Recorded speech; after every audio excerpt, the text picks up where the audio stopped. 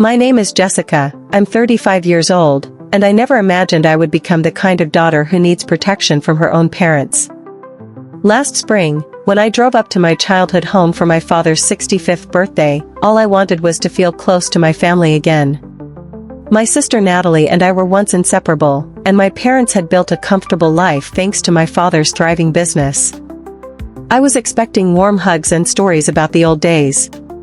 Instead, I overheard something that would change everything. But before I tell you what happened next, let me know where you're watching from. Hit that like and subscribe button if you've ever felt betrayed by someone in your family. Trust me, what I did next changed everything. Growing up, Natalie and I shared everything. Just 2 years apart, we were best friends, even with our different personalities. I was the studious one, always with my nose in a book, while Natalie was outgoing and social, the life of every single family gathering. Our childhood memories are filled with summer vacations at the lake house, holiday celebrations that went on for days, and Sunday dinners where Dad would tell us stories about his business ventures. Dad started his construction company when I was just 5 years old. I remember him coming home exhausted, his clothes covered in dust, but his eyes always bright with determination. He would scoop me up in his arms and tell me, "Jessie, one day all this hard work will pay off." And it did. By the time I was in high school, we had moved from our modest 3-bedroom house to a sprawling 5-bedroom home in the most prestigious neighborhood in town. Barrett Construction had grown from a small local operation into a regional powerhouse with contracts across 3 states. Mom was always the quiet force behind Dad.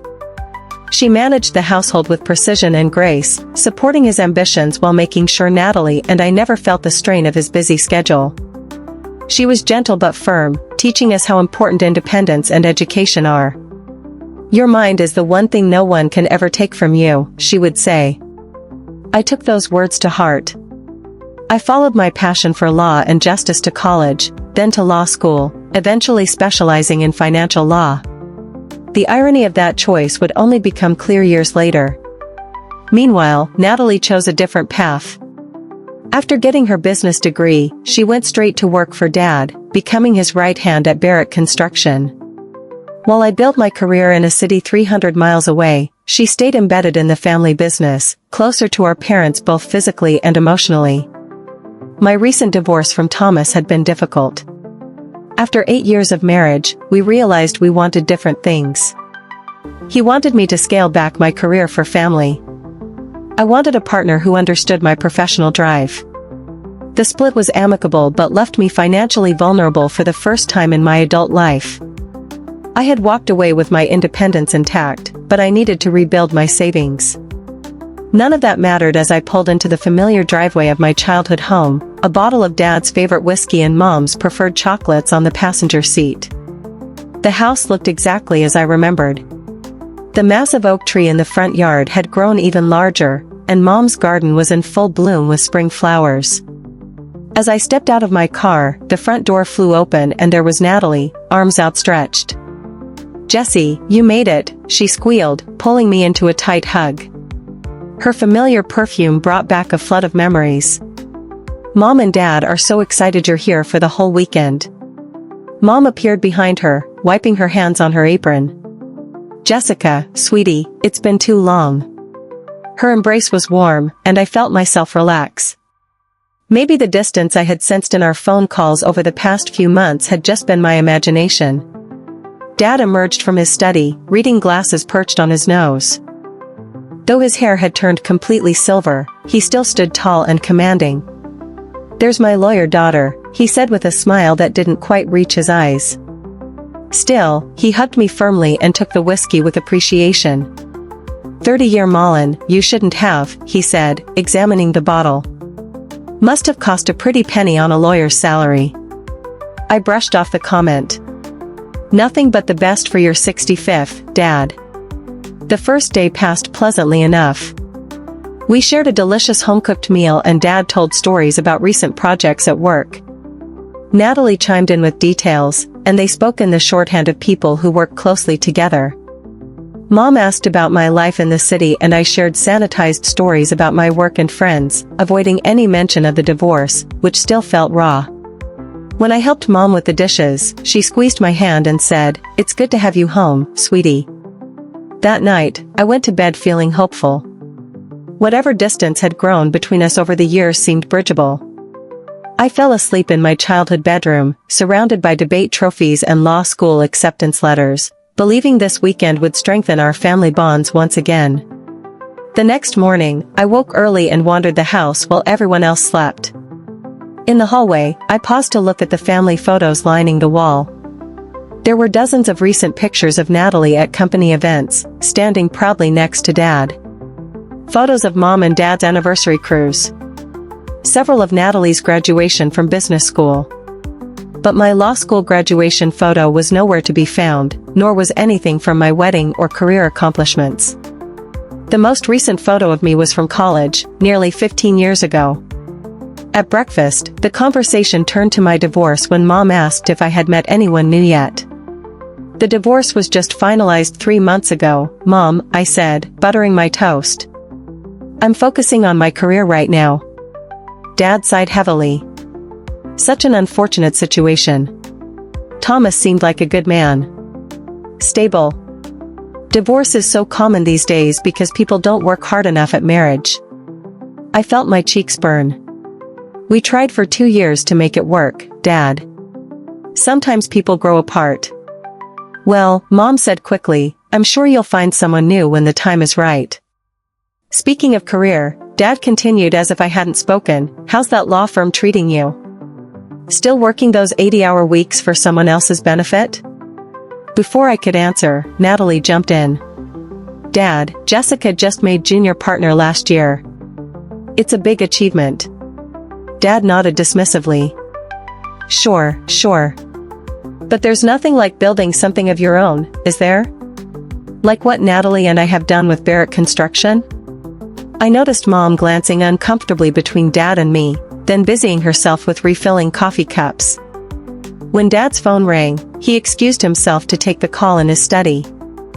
As he left, I heard him say, Harold, yes, we're still on for tomorrow. Everything's ready to go. Who's Harold?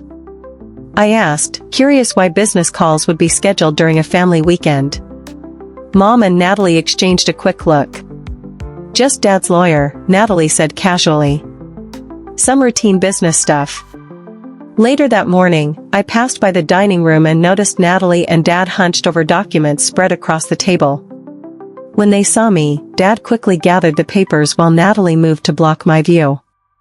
Just boring business paperwork, Dad said with a forced laugh. Nothing you'd be interested in, Jessie. Actually, I am a financial lawyer, I reminded him. Maybe I could help. No need, Natalie said quickly. It's all under control. Throughout the day, I noticed more odd moments.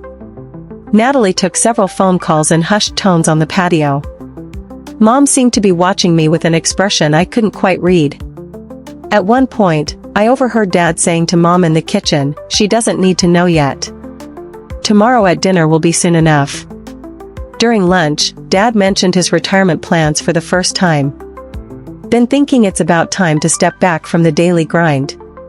Not completely, of course, but start the transition. That's wonderful, Dad, I said sincerely. You've worked so hard for so long. You deserve to enjoy life a bit more. Yes. Well, the company will be in good hands, he said, smiling at Natalie. We've been preparing for this for years. I felt a slight sting at being so obviously excluded from these discussions, but reminded myself that I had chosen a different path. Still, a sense of unease was growing inside me. That afternoon, a sleek black car pulled into the driveway. A man in an expensive suit emerged carrying a leather briefcase. Who's that? I asked Mom as we watched from the kitchen window. Oh, that's Harold Blackwell, your father's attorney, she said. He stops by sometimes. On a Saturday during Dad's birthday weekend? Mom shrugged uncomfortably. Your father never really stops working. Dad greeted Harold warmly and ushered him directly to his study. Natalie joined them moments later, closing the door firmly behind her. I offered to help Mom prepare dinner, trying to ignore the closed-door meeting happening just down the hall. An hour later, as I set the table, I heard Harold's voice as the study door opened. "Everything's in order, George. The papers just need your signatures tomorrow, and it will be official." "Excellent," my father replied. "We'll do it right after the birthday dinner." Harold nodded politely to me as he left, but his eyes held a strange expression, almost like pity. That night at dinner, the conversation felt strained. Dad and Natalie exchanged knowing glances while Mom seemed unusually quiet. When I asked direct questions about the company or family matters, answers were vague or redirected. As I got ready for bed that night, the unease I'd been feeling all day had solidified into genuine concern. Something was happening in my family, something they didn't want me to know about. Despite my exhaustion, sleep didn't come easily as my mind raced with questions and suspicions. Sunday morning dawned bright and clear. Dad's official birthday. I had bought him an expensive watch as a gift, and I was determined to make the day pleasant despite my growing concerns. When I went downstairs, the house was quiet. A note on the kitchen counter informed me that Dad, Mom, and Natalie had gone to pick up the cake and would be back soon. Alone in the house, I decided to look for a family photo album I remembered from childhood. I wanted to find a particular picture of Dad and me fishing when I was about 10, thinking I might have it framed as an additional gift. The albums used to be kept in the living room bookshelf, but they weren't there now. I checked the hall closet, then the cabinet in the family room with no luck. Finally, I tried the small sitting room off the main hallway where Mom sometimes did her reading. The cabinet there contained board games and miscellaneous items, but on the bottom shelf, I found what looked like the albums. As I pulled one out, a manila folder fell to the floor, its contents spilling out. I knelt to gather the papers, and a heading caught my eye: Barrett Family Trust and Estate Plan. My hand froze midair. I knew I should just put everything back, but something compelled me to look closer. The first page outlined the distribution of assets upon my father's retirement and eventually after his death. My eyes widened as I read the details. The family home, worth nearly $2 million, to Natalie. The lake house where we spent our summers, to Natalie. Controlling interest in Barrett Construction, now valued at over $15 million, to Natalie. Various investment accounts and insurance policies, primarily to Natalie with some provisions for Mom. And what was allocated to me? A nominal cash distribution of $25,000, not even enough to cover 1 year of my apartment rent. My hand shook as I flipped through more pages. There had to be some mistake. Then I found a letter written in my father's distinctive handwriting on his personal stationery to his attorney, Harold Blackwell. "Please update the estate plan. As we discussed, Jessica has chosen a life separate from the family business and traditions. She has her law career and has demonstrated that she doesn't need or particularly want family support. Natalie, on the other hand, has devoted herself to Barrett Construction and to maintaining family bonds. It's only right that she should be rewarded for her loyalty. The small provision for Jessica should be sufficient acknowledgement without diminishing what Natalie deserves. Please prepare the documents for signature before my retirement announcement. George Barrett." I sat on the floor, the papers scattered around me, feeling as though someone had punched me in the stomach. The letter was dated 6 months ago, well before my divorce was even finalized. This wasn't a recent decision. This had been planned for a long time. My first instinct was to confront them the moment they returned, to demand an explanation for this blatant favoritism. But the lawyer in me knew better. I needed more information before showing my hand. I carefully returned the documents to their folder and placed it exactly where I had found it. My father's study had always been a semi-sacred space in our home. As children, Natalie and I were only allowed in when specifically invited. Even Mom would knock before entering. But now, with the house still empty, I made my way there with determination. The door was closed, but not locked. The study looked much as it always had: dark wood furniture, leather chairs, walls lined with books and industry awards. Dad's computer sat on his large desk, and beside it was another stack of documents. I knew I was crossing a line, but the sense of betrayal pushing me forward was stronger than any guilt. The computer was password protected, but I knew my father. He used the same password for everything, Natalie Jessica 11986, the year both his daughters were born. Sure enough, it worked. I didn't have much time, so I went straight to his email, searching for communications with Harold Blackwell. There were dozens of emails between them over the past year. I clicked on the most recent one, dated just 3 days before my arrival. George, all documents are prepared for execution this Sunday. As discussed, the revised trust completely removes Jessica as a beneficiary rather than leaving the nominal amount previously discussed. This approach, while perhaps seeming harsh, provides cleaner separation and prevents any potential claims she might make as a partial beneficiary. Since Jessica's divorce has now been finalized without children, the timing is ideal to complete this transition. There are no grandchildren to consider in her line. I'll bring all necessary paperwork on Saturday to review, then return Sunday evening after your family dinner for the formal signing. Harold. My father's reply was brief, excellent.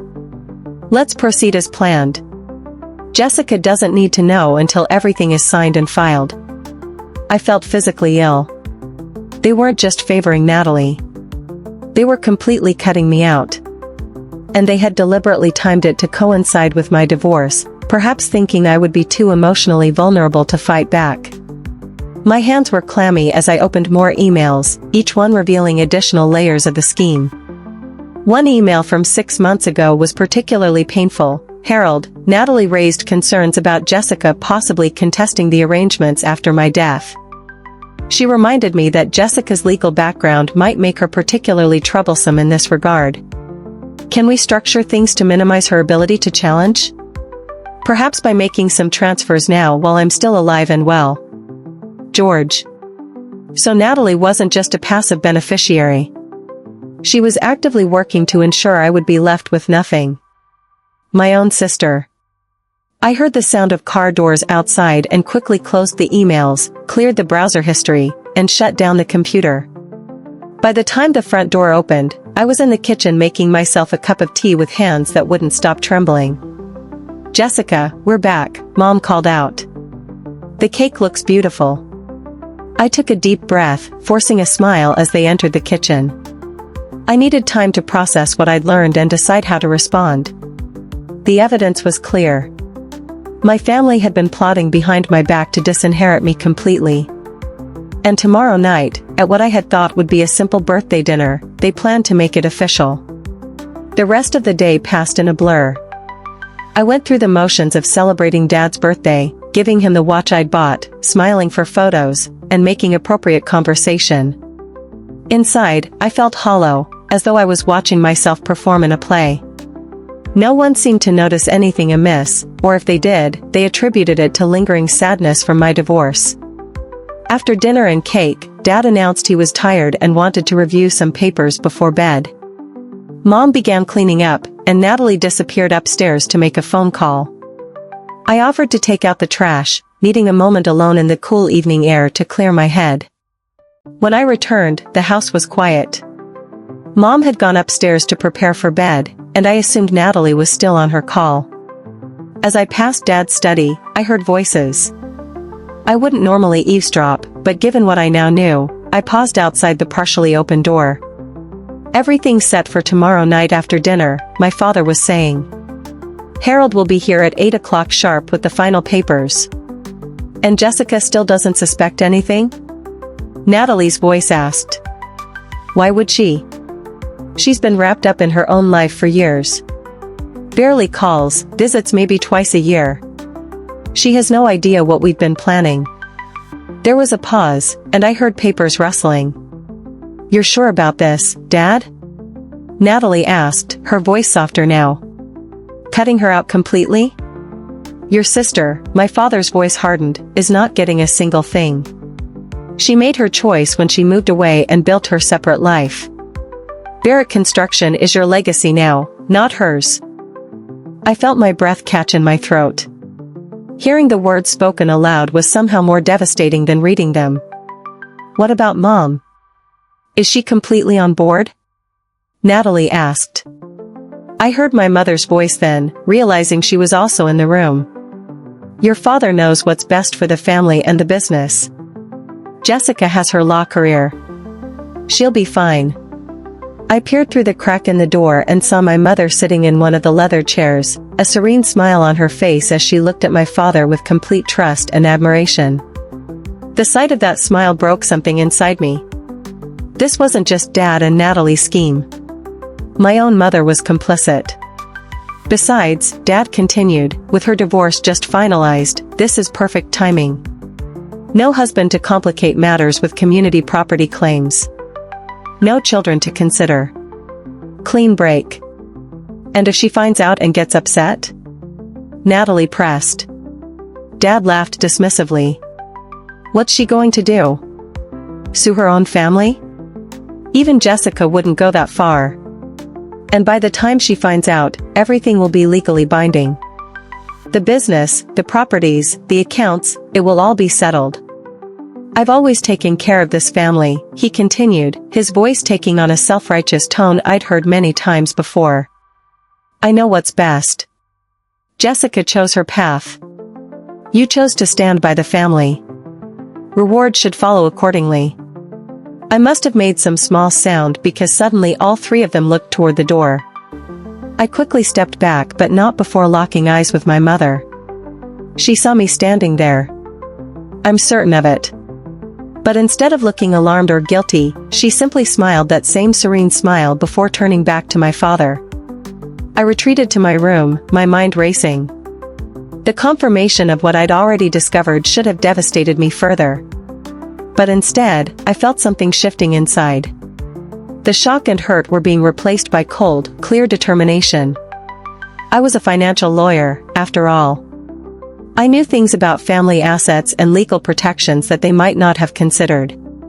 And I had information they didn't know I possessed. As I sat on my childhood bed, staring at the debate trophies that represented my earliest victories, a plan began to form in my mind. They thought they had the perfect timing with my divorce just finalized. What they didn't realize was that this timing worked in my favor, too. I had nothing holding me back, nothing to lose, and the legal knowledge to protect myself. I pulled out my phone and opened my banking app. There were accounts they didn't know about, connections they had forgotten, and legal avenues they hadn't considered. I would not confront them directly. Not yet. First, I would secure what was rightfully mine. Then, and only then, would I let them know that their perfect plan had a fatal flaw. They had underestimated me. Sleep was impossible that night. Every time I closed my eyes, I saw my mother smile as my father declared I would get not a single thing. The betrayal cut deep, but I refused to let emotion cloud my judgment. Instead, I channeled my hurt into action. At 2 o'clock in the morning, I sat cross-legged on my bed with my laptop, a notepad, and a determination I hadn't felt since my most challenging cases. First, I needed to take inventory of what I actually had legal claim to, separate from my parents' current assets. Growing up, both Natalie and I had been given trust accounts by our maternal grandmother. Mine had been used to pay for law school, but there should have been a significant remainder. I had never paid much attention to it, trusting my father to manage it as he did all family finances. Now I needed to know exactly what was left and where it was. I logged into the bank where the trust had been established using credentials I had filed away years ago. What I found made my blood run cold. The account showed a zero balance, with a transfer out date matching the month Barrett Construction had expanded to its third state. Dad had used my trust to fund his business expansion. This wasn't just unfair, it was potentially illegal. As trustee, he had fiduciary responsibilities. Using trust funds for his own business ventures without my knowledge or consent was a breach of that duty. I documented everything, taking screenshots and noting dates. Next, I remembered joint investment accounts that had been set up when I was a teenager. Dad had created them as teaching tools, helping Natalie and me learn about investing. Over the years, I had contributed my own money to these accounts from summer jobs and later my early career earnings. The accounts should have grown substantially. These accounts were harder to access remotely, but I managed to view enough information to confirm they still existed and held significant value. More importantly, as joint accounts, I had equal right to their contents, regardless of who had contributed what over the years. Then there was the matter of Grandmother Barrett's lake house. Before he died, my paternal grandfather had specifically indicated in his will that the lake house would eventually pass to both his granddaughters equally.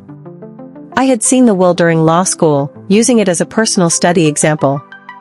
Yet, in the estate documents I found earlier, the lake house was designated solely for Natalie. I made a list of these and other assets I potentially had claim to, estimating their combined value at well over $2 million, not an insignificant sum, and certainly more than the $25,000 they had initially planned to leave me before deciding to cut me out entirely. But I needed advice from someone with more expertise in this specific area of law. I checked the time, 3:30 in the morning. Too early to call anyone, but not too early to send an email. I reached out to Morgan Chen, a colleague who specialized in trust and estate law, asking if we could speak first thing in the morning. I was careful to keep details vague, describing it only as an urgent personal matter regarding family trusts. Next, I prepared for immediate action. I updated the contact information on all my financial accounts, removing my parents as secondary contacts. I checked my credit reports to ensure there were no unknown accounts or liabilities in my name. And I drafted powers of attorney and healthcare directives, naming trusted friends rather than family members, something I should have done after my divorce but had procrastinated on. As dawn broke, I faced a moral dilemma. Taking legal action against my family would likely sever our relationship permanently. Was I ready for that? I thought about the years of subtle dismissal of my choices, the absence of my photos on the wall, my mother's complicit smile. They had already decided I wasn't truly part of the family. I was simply acknowledging the reality they had created. At 6 a.m., my phone buzzed with a text from Morgan. Got your email. Free to talk at 7:30. Sounds serious. You okay? I replied with a simple affirmative and continued my preparations. At 7:30 sharp, I slipped outside to take Morgan's call from my car where I wouldn't be overheard. Jessica, what's going on? Morgan asked, concern evident in his voice. I gave him a succinct summary of what I had discovered, from the disinheritance plans to the misappropriation of my trust funds. Jesus, Jess, he breathed. Your own family. I need to know my options, I said, keeping my voice steady. And I need to move quickly. They're signing the final papers tonight. Morgan was silent for a moment, thinking. Based on what you've told me, you have several legitimate claims. The trust fund misappropriation is the clearest violation. As for the joint accounts, you have every right to withdraw your share, or even the entire balance, though that could complicate things later. What would you do? I asked. Honestly? I'd secure the assets you clearly have rights to immediately, before they can be moved or restricted. Then, with that leverage, I'd confront them and try to negotiate a fair resolution of the entire estate plan. And if negotiation fails, then you have the documentation to pursue legal action. But Jessica, he hesitated, that path would likely destroy your family relationships permanently. I think they've already done that, I said quietly. After ending the call, I sat in my car watching the sunrise over my childhood home. The weight of what I was about to do settled on my shoulders. This wasn't just about money. It was about acknowledging that the family I thought I had didn't exist. It was about standing up for myself when no one else would. I made my decision. Before returning inside, I made 3 important calls. First, to my bank, arranging for special access protocols. Second, to a forensic accountant I had worked with professionally, securing her services for an urgent review. And third, to my assistant in the city, asking her to prepare my apartment for my return later that day. I wouldn't be staying for the entire weekend as planned. When I walked back into the house, Mom was in the kitchen making breakfast. She smiled warmly, as if she hadn't been part of a conversation about cutting me out of the family just hours before. Morning, sweetheart. Did you sleep well? Like a baby, I lied. Need any help with breakfast? As I helped her prepare the meal, I thought about the day ahead. The birthday dinner was scheduled for 7 p.m., with Harold arriving at 8 for the signing. That gave me just over 12 hours to execute my plan. It would be the most important case of my career, and I was representing myself. After breakfast, I told my family I needed to run to the store to pick up a few things I'd forgotten for Dad's birthday dinner. No one questioned me, which made things easier. Once in my car, I drove straight to the local branch of National First Bank, where I knew several of the joint investment accounts were held. The branch manager recognized my name immediately. "Miss Barrett, what a pleasure. It's been years since we've seen you in person, though your father mentions you often." "I'm sure he does," I thought grimly. "I need to access the joint accounts I hold with my father," I said pleasantly. "There are some transactions I'd like to review." After verifying my identity, the manager led me to a private office where I could review the accounts. As I suspected, there were 3 substantial joint accounts that I legally had full access to as a named owner. One was the original investment account from my teenage years, now worth over $300,000. The second was a money market account with about $250,000. The third was a brokerage account holding stocks and bonds valued at nearly $600,000. "I'd like to transfer the full balances to my personal accounts," I said calmly, sliding over the account details I had prepared. The manager blinked in surprise. "The full balances? That's over $1 million, Miss Barrett." "I'm aware of the amount," I said. "Is there any reason I can't make these transfers as a joint account holder with full access privileges?" "No, but..." He hesitated. "Perhaps you'd like to speak with your father first. Mr. Barrett normally handles all the family finances." "That won't be necessary," I said firmly. "I'm exercising my legal right to manage these joint assets, unless there's some restriction I'm unaware of." There wasn't, and he knew it. After some additional verification and paperwork, the transfers were initiated. The money would be moved by end of business day. I also requested printed statements showing all account activity for the past 5 years, which would document any irregular movements of funds. My next stop was across town at Regional Trust Bank, where my grandmother's trust had been established. Here, things were more complicated. I couldn't simply withdraw funds that had already been depleted, but I could request a complete audit trail and official documentation of all transactions. The trust officer was professional but clearly uncomfortable. "These records show your father transferred the trust balance to a Barrett construction account 7 years ago," she confirmed after reviewing the history. As trustee, he did have authority to manage the investments, but using trust funds specifically designated for my education and welfare to fund his business expansion is a potential breach of fiduciary duty, I finished for her, especially without documented consent from the beneficiary, me. She didn't contradict me. "Would you like us to prepare a formal report of all trust activities since inception? There would be a fee." "Yes, please. And I need it today. I'm happy to pay any expedited processing charges." By noon, I had secured access to or documentation of assets worth nearly $2 million. But there was one more crucial step. I needed to understand exactly how my trust money had been used within Barrett Construction. For that, I needed access to the company's financial records. This was the riskiest part of my plan.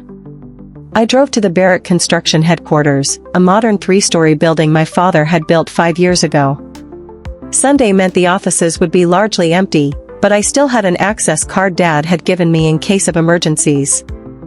I had never used it before today. The lobby was deserted as I swiped my card and walked confidently to the elevators. My father's office was on the top floor, along with the company's financial department. I had 10 years of experience reviewing corporate financial structures. I knew exactly what I was looking for. In the financial director's office, I used the guest computer to access the company's network. My father, ever consistent, used the same password pattern for company systems as he did for his personal computer. Within minutes, I was reviewing the capital infusion from 7 years ago that matched the amount removed from my trust. What I found exceeded my expectations. Not only had my trust money been used as capital, but it had been documented as a loan from me personally. A loan that, according to the records, had been repaid with interest, to an account I had never heard of. In essence, my father had created a paper trail showing he had properly managed my trust while actually keeping the repayment within company control. I downloaded everything I could find related to these transactions, along with general financial statements showing the company's current valuation and ownership structure. According to these documents, I technically owned 5% of Barrett Construction based on my investment, though I had never received any documentation of this ownership nor any distributions from it. As I was completing my download, I heard the elevator ding. Someone else was in the building. I quickly logged out, pocketed my flash drive, and stepped into the hallway, coming face to face with Natalie. Her eyes widened in shock. "Jessica, what are you doing here?" I had prepared for this possibility. "I could ask you the same thing," I said calmly. "I left my charger in Dad's office last time I visited. Thought I'd pick it up while I was in town." "What's your excuse for working on a Sunday?" She seemed to relax slightly. "Just picking up some files for Dad's meeting tonight. He forgot them yesterday." We stood there, sisters bound by blood but now divided by betrayal, each knowing more than we admitted. In that moment, I saw something in Natalie's eyes that surprised me: vulnerability, perhaps even guilt. "Nat," I said softly, using her childhood nickname, "is there something I should know about what's happening tonight?" She looked away, unable to meet my gaze. "It's just business stuff, Jess. Dad's retirement plans, company transition. Nothing for you to worry about." "Are you sure?" I pressed. "Because it feels like there's something big happening that involves the family, and I'm being kept in the dark." Her composure cracked just slightly. "It's complicated, Jess. Dad has his reasons for doing things the way he does. I've tried to." She trailed off. "Tried to what, Nat? Stand up for me? Make sure I'm treated fairly?" She flinched. "You don't understand. You got to leave. Build your own life." I stayed. "I've been working alongside Dad for 15 years while you were off becoming a hotshot lawyer in the city. Why shouldn't I get the company? I've earned it." The truth was finally coming out. "The company, sure," I said. "But the family home? The lake house? Every investment and account? Were you really going to sit there tonight and watch me be cut out of the family entirely without saying a word?" Her face paled. "How do you know about that?" "It doesn't matter how I know. What matters is that it's happening, and you're letting it happen. Worse, you're benefiting from it." Tears welled in her eyes. "Dad said you wouldn't care, that you had your own life and didn't need the money, that it was cleaner this way. And you believed him? Or did you just want to believe him because it meant you got everything?" She had no answer for that. We stood in silence for a long moment before I spoke again. "It's not too late, Nat. You could stand with me tonight. We could face them together, demand a fair distribution. You get the company you've worked for, but we share the family assets equally, as it should be." For a brief moment, I thought she might agree. I saw the sister I had grown up with, the one who would share her dessert when mine fell on the floor, who would defend me against bullies even though she was smaller than me. But then her expression hardened. "I can't go against Dad. I'm sorry, Jess. Whatever you're planning, please don't. You'll only make things worse for yourself." With that, she brushed past me to Dad's office, effectively choosing her side. I took the elevator down, a new determination in my step. I had tried to reach out, to offer a peaceful solution. Now, I would proceed with my plan without reservation. By 6 p.m., I had completed all my financial maneuvers. The joint account transfers had been processed. The trust documentation was in my possession. The company financial records were secured on my flash drive and backed up to my encrypted cloud storage. I had even spoken with the lawyer who had handled my grandfather's will, confirming that the lake house had indeed been intended for both Natalie and me. I returned to my parents' house just in time to help set the table for the birthday dinner. As I placed the fine china and crystal glasses that would witness the night's events, I felt strangely calm. In a few hours, everything would change. Family relationships would be altered forever. But I was prepared, both practically and emotionally. The stage was set for the final act of this family drama. Little did they know, I had rewritten the ending. The birthday dinner began at 7 o'clock sharp. Mom had outdone herself with Dad's favorites, prime rib, roasted potatoes, and her famous creamed spinach. A bottle of expensive Cabernet, the same vintage as the year Dad started his company, stood open on the table, breathing. The good china gleamed under the dining room chandelier, and classical music played softly in the background. It was picture perfect, just like the family facade we had maintained for years. Dad sat at the head of the table, looking pleased with himself. Mom was at the opposite end, with Natalie and me facing each other across the middle. We made appropriate small talk through the appetizers and main course, discussing innocuous topics like the unseasonably warm spring weather and an upcoming local festival. Anyone observing would have thought we were the ideal American family enjoying a special celebration. As Mom brought out the dessert, a triple chocolate cake with 65 candles, Dad cleared his throat. "Before we cut the cake, I have an announcement to make," he said, his voice taking on the authoritative tone he used for important business declarations. "As you girls know, I've been thinking about retirement for some time now. Not a complete retirement, mind you, but stepping back from the day-to-day operations." Mom and Natalie nodded encouragingly. I maintained a neutral expression, though my heart was pounding. "Barrett Construction has been my life's work," he continued. "Built it from nothing into one of the most successful construction companies in the region. And now it's time to think about its future, and the future of all we've built together as a family." He raised his wine glass. "I'm pleased to announce that effective next month, Natalie will be taking over as CEO of Barrett Construction.